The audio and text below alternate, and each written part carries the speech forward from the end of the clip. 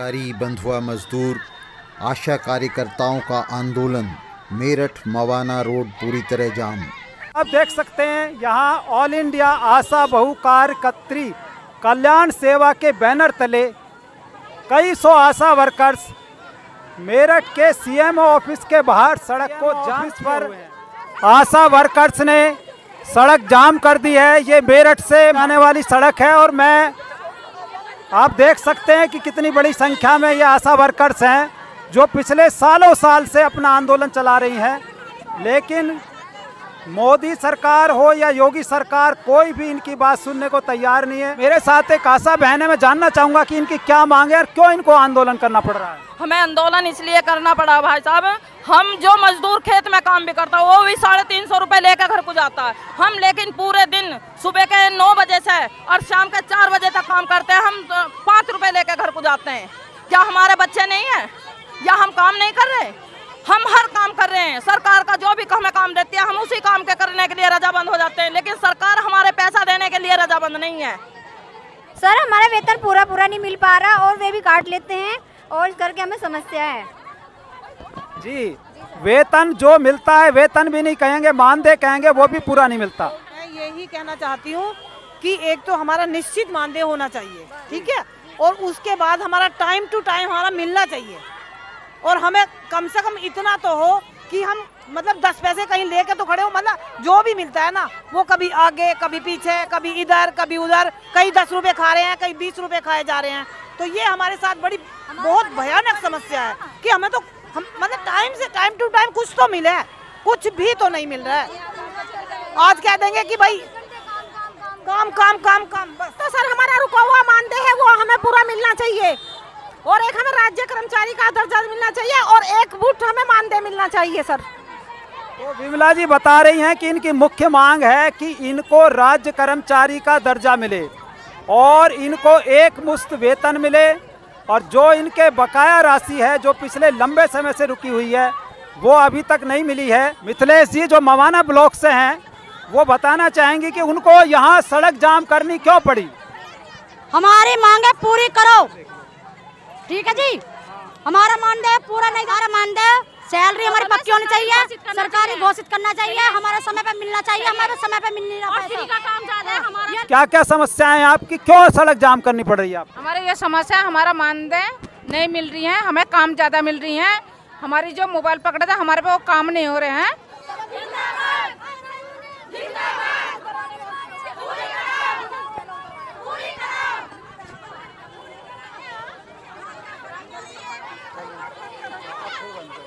राधा जी आप बताइए आपको सड़क जाम क्यों करनी पड़ रही है? जी जो हमारा पैसा तो वो भी नहीं मिल पा रहा है हमें, जो हम काम करते हैं चौगुना काम हमारे से लिया जाता है और पैसा हमारा एक हिस्सा भी नहीं मिल पाता हमें। और हमें टूट फूट के पैसे नहीं चाहिए, हमें तनख्वाह के पैसे चाहिए, तनख्वाह के रूप में हमारा जियो बांध दिया जाए वो बढ़िया। वो इससे तो ये बहन कह रही हैं कि इनको टूट फूट के पैसा मिलता है, जो लगभग 2200 मिलता है वो भी पूरा नहीं मिलता, उसमें भी कई बार कम हो जाता है। हमारा मानदेय नहीं मिलता, हमसे बहुत काम कराया जा रहा है, फ्री में काम 3 महीने से कर रहे हैं, कुछ भी नहीं दे रहे हैं, जो बिल्कुल भी कुछ नहीं दे रहे हैं, हमको फ्री में काम कर रहे हैं। तो इनको मानदेय मिलता है वो भी सिर्फ 2-2.5 हजार, उसमें किस तरह, तो कैसे इतने कम, आज की महंगाई के दौर में आप इतने कम मानदेय में कैसे घर चलाती हैं? कुछ भी घर नहीं चलता, कुछ बच्चों को छोड़ के जाते हैं, घर को छोड़ के जाते हैं, बस यही आ जाते हैं कर, कुछ भी नहीं मिल रहा सर, कुछ भी नहीं मिल रहा हमें। सर हम यही मांगे कर रहे हैं कि हमारी मेहनत मिल जाए, हमारे मानदेय पूरा मिल जाए हमें, इसलिए ही जाम लगाएंगे और ऐसे ही लगाएंगे हम जाम। कहाँ जाम लगाए हुए हैं, कब तक आपका ये जाम रहेगा? हाँ सर, जब तक हमारी सुनवाई नहीं होने की, जब तक कोई सुनवाई नहीं होने की हम ऐसे ही जाम लगाएंगे। देख सकते हैं आशा बहनें बड़े जोर शोर से यहाँ सीएम ऑफिस के बाहर सड़क रोके हुए हैं और इनका कहना है कि जब तक इनकी मांगे नहीं मानी जाएंगी तब तक ये सड़क से नहीं हटेंगी। इनकी मांग मुख्य ये है कि इनको मानदेय नहीं बल्कि इनको वेतन मिलना चाहिए, इनको स्थायी कर्मचारी घोषित किया जाना चाहिए और इनको टुकड़ों में नहीं बल्कि एक मुश्त वेतन मिले। आशा बहनों का ये आंदोलन निश्चित ही बड़ी आशा पैदा करता है कि धरती पर जब तक जुल्म रहेगा, जब तक दमन रहेगा, जब तक लूट रहेगी, शोषण रहेगा, उसके खिलाफ प्रतिरोध भी रहेगा, उसके खिलाफ जंग जारी रहेगी। सबसे दबे कुचले मेहनतकश जनता के ये हिस्से इस ज़ोर और ज़बर को, इस जुल्म को, इस लूट को सहन नहीं करेंगे और देर सवेर इसके खिलाफ उठ खड़े होंगे और उनका ये उठना एक नई भोर का आगाज़ होगा। पुरानी दुनिया का सूर्यास्त होकर रहेगा और नई दुनिया समानता, भाईचारे और शांति के लिए संघर्षरत ये नई दुनिया अस्तित्व में आकर रहेगी।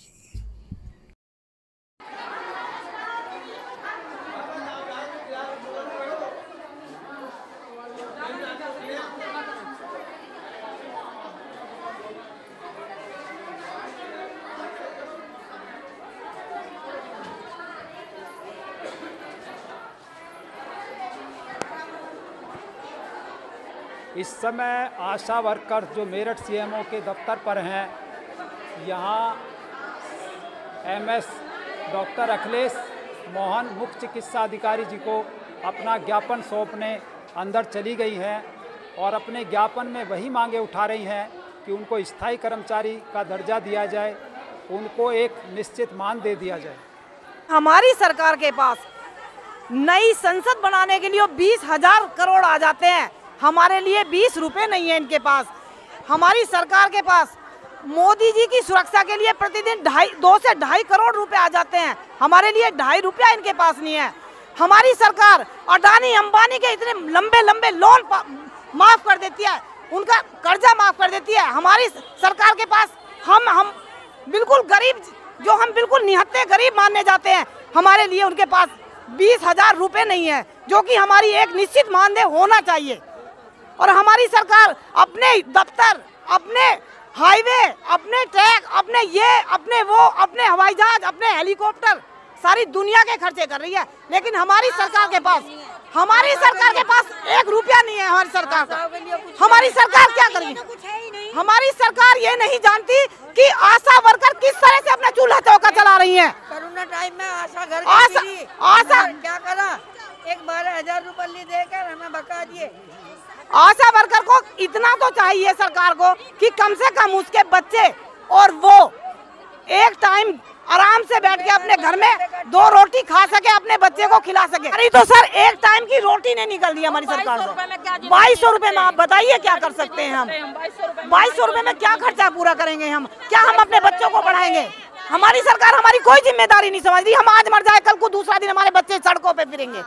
कंकर खेड़ा जो एक यहाँ पीएचसी है, शायद प्राइमरी हेल्थ सेंटर, वहाँ की आशा वर्कर जो लंबे समय से पीड़ित थी, पहले उनको कोरोना हुआ, विभाग ने कोई उनकी ठीक जांच नहीं कराई, उसके बाद वो भी बहुत ही सस्ता इलाज कराती रहीं, लेकिन विभाग ने बिल्कुल भी उनकी कोई परवाह नहीं की और वो 3 अक्टूबर को बीमारी से ग्रस्त होकर फेफड़े उनके खराब हो गए तो उनकी डेथ हो गई। तो क्या आपको जिस तरह से शशि बालाजी की डेथ हुई है, और मुझे पता चला है, मैं उनके घर गया था, कोई स्वास्थ्य का कर्मचारी उनके यहाँ नहीं गया, तो क्या इस तरह से आपको अगर बीमारी होती है तो स्वास्थ्य विभाग आपका इलाज कराता है घर में बीमार? हमारा कोई इलाज नहीं है, हमारा कोई इलाज का पैसा नहीं है। तो क्या आयुष्मान कार्ड बने हुए हैं आपके? नहीं जी, हमारा कोई आयुष्मान कार्ड नहीं है। सरकार के पास जेट विमान खरीदने के लिए पैसा है, अपने नए नए दफ्तर बनवाने के लिए पैसा है, मोदी जी की सुरक्षा पे 2-2.5 करोड़ रुपया प्रतिदिन खर्च होता है, उसके लिए पैसा है।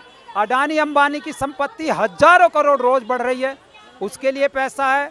और तो और उनको बड़े बड़े लोन माफ़ करने के लिए पैसा है, हाईवे और रैपिड रेल बनाने के लिए पैसा है, नई संसद दिल्ली में बन रही है जिसका बहन जी ने जिक्र किया है, यही बता रही हैं कि उस पर 20,000 करोड़ खर्च हो रहे हैं, लेकिन इनके लिए इतना समुचित वेतन नहीं है कि ये अपने परिवार को ठीक से पाल सकें। तो ये दर्द है हमारे साथ खड़ी हुई इन आशाओं का। आप दिखाइए कि किस तरह से चारों तरफ दिखा दीजिए कि यहाँ आशा वर्कर्स बारिश के मौसम में भी यहाँ इकट्ठा हैं, सुबह से हैं, पिछले 2-3 दिनों से हैं, और केवल ज्ञापन ले लिया गया है और बाकी ज्ञापन के बाद इनकी मांगों का कुछ होगा नहीं होगा इन्हें भी नहीं पता। तो ये सब चीज़ें हमारे सामने दिख रही हैं।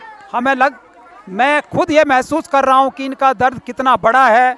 बहुत ही दुख होता है ये जानकर कि आज के महंगाई के युग में 2200 रुपये प्रति माह देकर पूरे स्वास्थ्य विभाग की जिम्मेदारी इन आशा बहनों के कंधों पर डाली हुई है। ग्राउंड जीरो से मैं रामेश्वर दत्त अपने कैमरामैन के साथ।